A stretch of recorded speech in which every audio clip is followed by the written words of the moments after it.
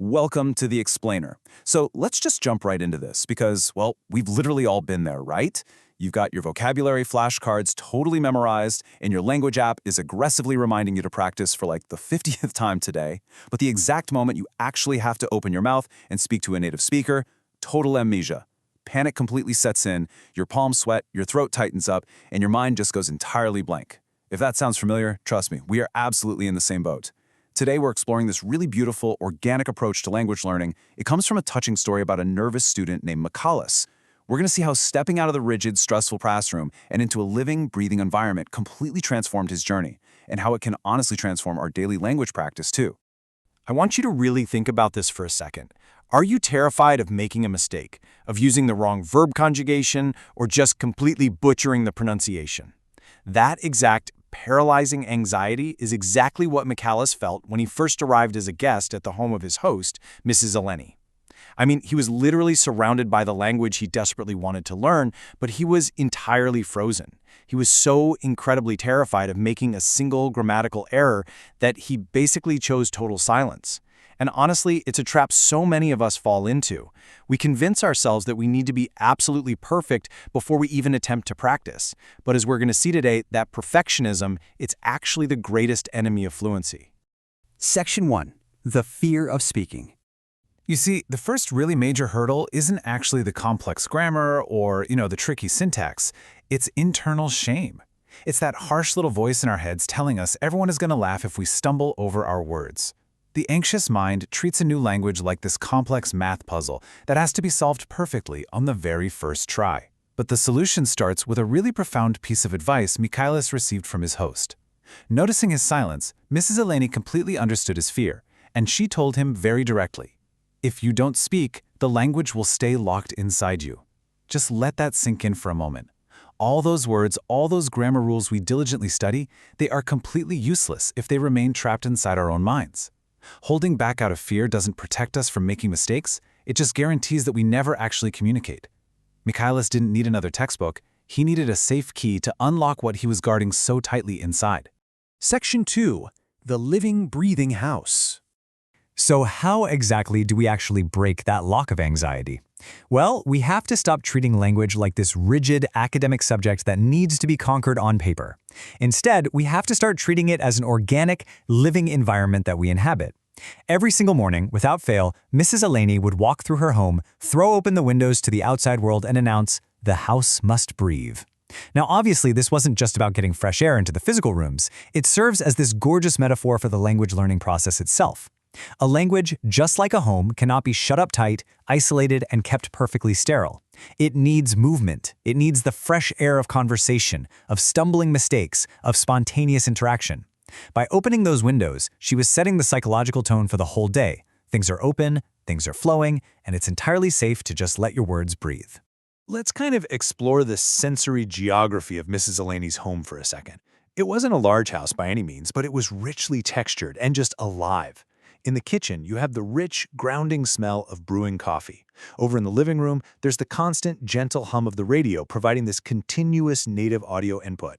And out on the balcony, the visual and tactile presence of pots filled with basil, mint, and vibrant little red flowers.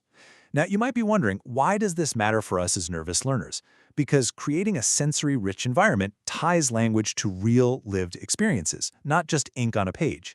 When you learn the word for coffee while actually smelling it, or the word for basil while physically touching the leaves, the language anchors itself deep into your memory organically. It nurtures growth without any of that forced classroom pressure. Section 3. Unlocking daily conversations. Now, it's one thing to have a really nice smelling kitchen, right?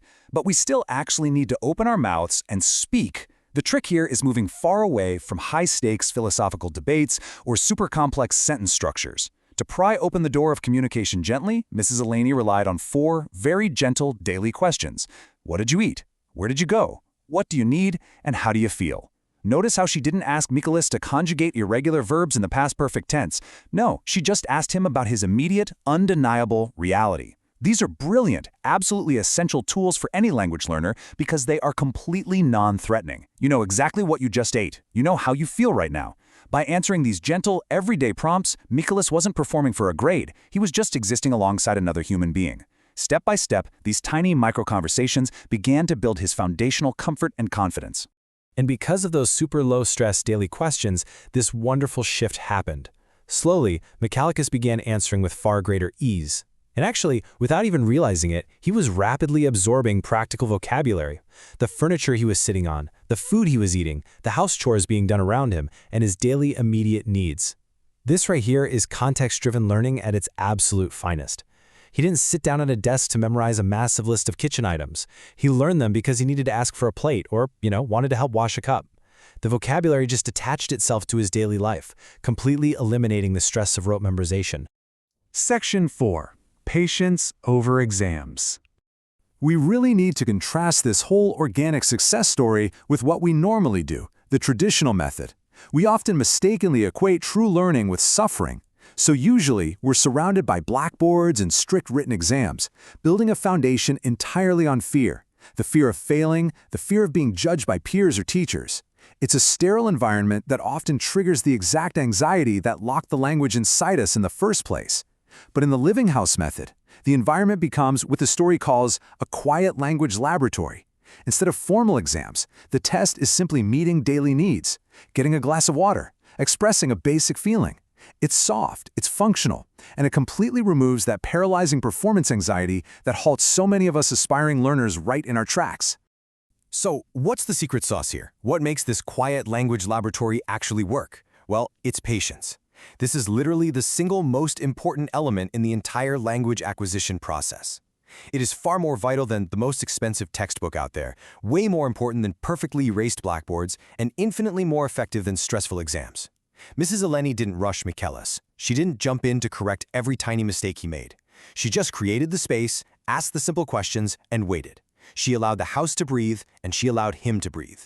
When we replace the pressure to be perfect with the patience to just exist in the language, fluency naturally follows. We stop studying the language, and we actually start living it. As we wrap up this explainer, I really want to leave you with one final thought. Is your language breathing today, or is it still locked inside? I want you to think deeply about your own learning journey right now. Are you keeping all those hard-earned words trapped in your head just because you're terrified of making a small mistake?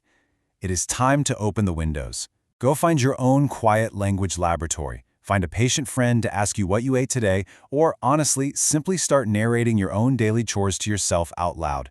Be incredibly patient with yourself, stop taking imaginary exams in your head, and just let your language breathe. You might be completely amazed by the fluency that's just been waiting there to be unlocked.